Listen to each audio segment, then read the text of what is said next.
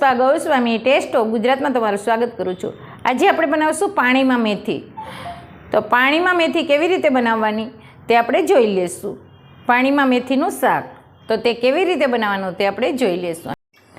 આપણે પાણીમાં ભાજી બનાવશું, પાણીવાળી ભાજી કહેવાય મેથીની, એ બનાવશું। તો તેના માટે આપણે 2 ચમચી તેલ લઈ લેવાનું। તેલ હાવ ઓછું લેવાનું ને 1 બાઉલ આપણે ભાજી લીધી છે। ભાજીને મેં ધોઈને લીધી છે ને આવી કુમળી દાંડલી હોય ને એ લઈ લેવાની છે, આવી કૂણી। અત્યારે હાવ જ કૂણી આવે મસ્ત।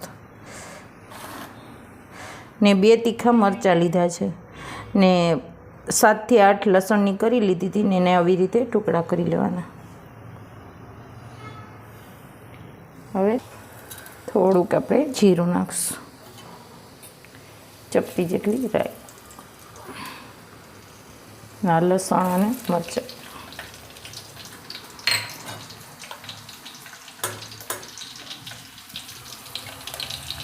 ચપટી હિંગ,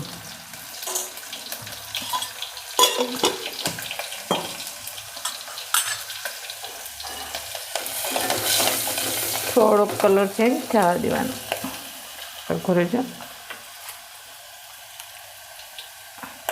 હવે આપણે ભાજી નાખીએ।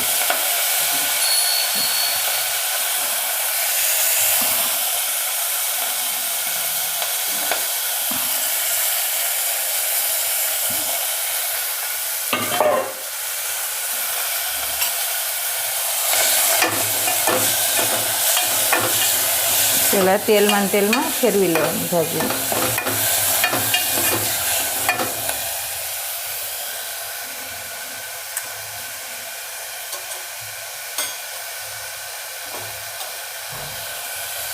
થોડીક આપણે હળદર નાખીશું,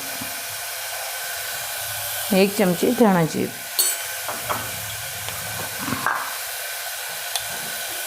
ટેસ્ટ મુજબ મીઠું। બસ આમાં હવે કાંઈ મસાલા નાખવાનું નથી। જેમાં મેં દાંડલી બધી લઈ લીધી, કૂણી દાંડલી હોય ને બધી લઈ લેવાની। હવે એમાં આપણે 2 ગ્લાસ પાણી નાખીશું।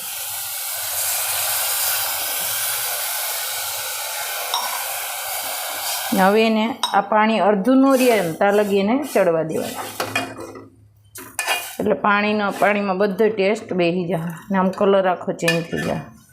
હવે એને આપણે ચડવા દઈશું।